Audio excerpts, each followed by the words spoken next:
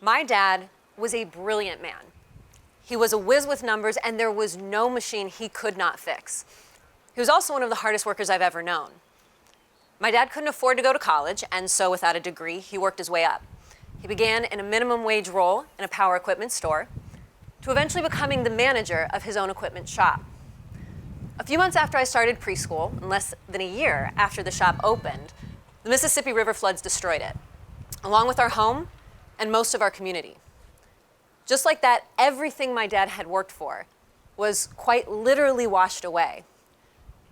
And just like that, our entire family was back at square one. Bankrupt and homeless, my dad traveled far and wide in search of management jobs that would allow him to provide for our family, but without a college degree, employers only offered him junior roles.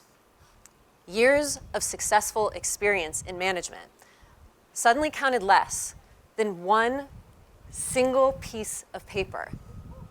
And my dad had to spend the next decade working his way back up the ladder, passed over for promotions, taking a fraction of the salary he deserved, all the while reporting to managers with far less experience.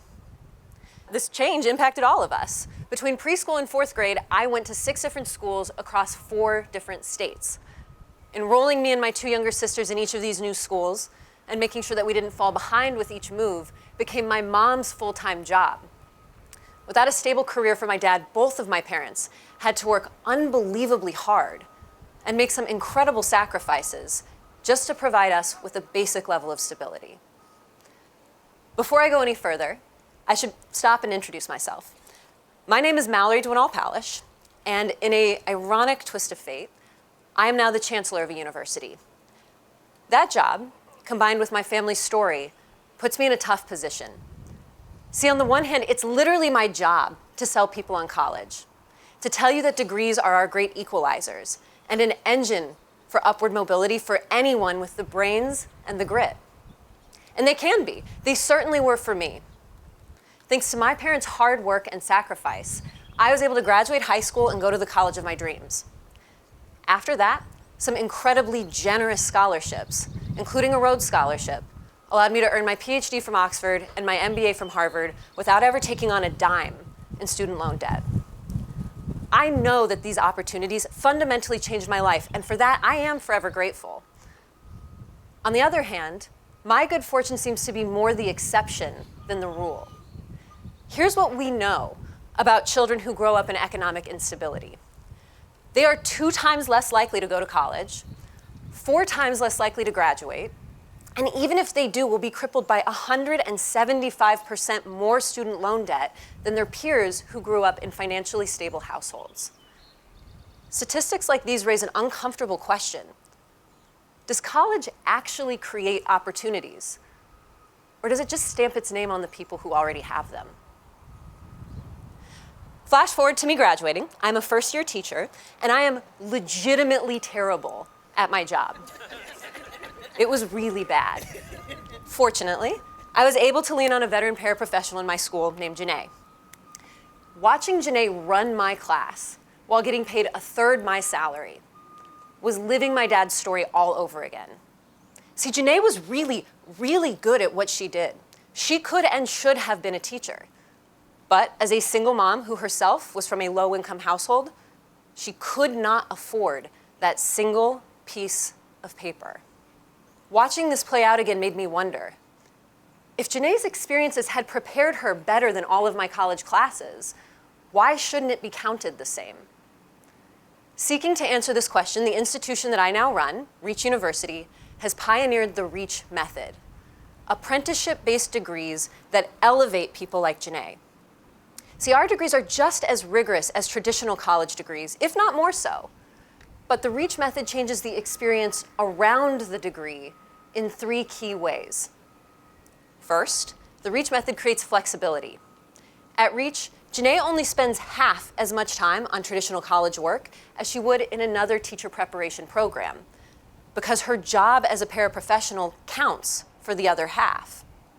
Her classes are online, and they're held on nights and weekends. So, Janae does not have to arrange childcare, leave work, or travel far from home. And if Janae needs to step away from Reach for any reason, a kid gets sick, a parent needs help, life happens, she can come back whenever she's ready and pick up right where she left off without losing credit or time. Second, the REACH method creates affordability. Janae's school district pays her for the work she does, and REACH is able to keep tuition really low. In fact, Janae spends only $75 a month for her college degree. To put this a different way, Janae not only does not take on student loan debt, but she actually gets paid to earn her college degree. Third, the REACH method creates professional capital. REACH coordinates with Janae's school district ahead of time, so she knows that when she graduates, there will be a job waiting for her in the community where her children and family already live, and in a building where she already knows the students, the staff, and the school culture. It's a win-win.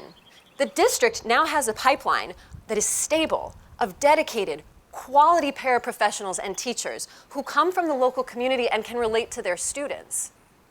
People like Janae finally have a path that recognizes their time and talent in the ways that they deserve. They also have a path to an affordable career and a stable life. By combining these three things, flexibility, affordability, and professional capital, the REACH method creates the freedom for people like Janae to dream and thrive rather than just exist. It allows us to make good on the promise that college can be a vehicle for upward mobility, no matter a person's origins. And the most important thing about the REACH method is that it works. 90% of our students are low income, first generation, working parents, or people of color. 100% of districts have continued their partnerships with REACH, which includes their commitment to spend their dollars paying our learners as their paraprofessionals and hiring our graduates as their teachers. And for as exciting as all of this is, we're just getting started. It took us 12 years to figure out how to do apprenticeship-based accreditation and to build an entire technology system that allows us to take on-the-job learning and convert it into credit-worthy data. We call that system CRAFT, and we're now giving it away so that any community college or university can work with any employer in any industry to turn their on-the-job training and experience into rigorous, measurable degrees. This is going to unleash all sorts of opportunities.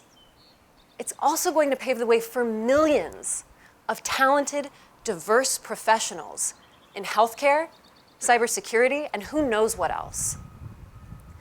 For all that my dad achieved, his greatest regret in life was that he never earned a college degree. Not just because he would have made more money, but because it would have changed the way that other people saw him. It's been 6 years since he passed, and it still breaks my heart to think about the dignity he was denied because he could not afford that single piece of paper. Future generations deserve better, and we can do better. And so I'm asking you all to join me. Let's work together to make college degrees live up to their full potential so that the people seeking them can live up to theirs. Thank you.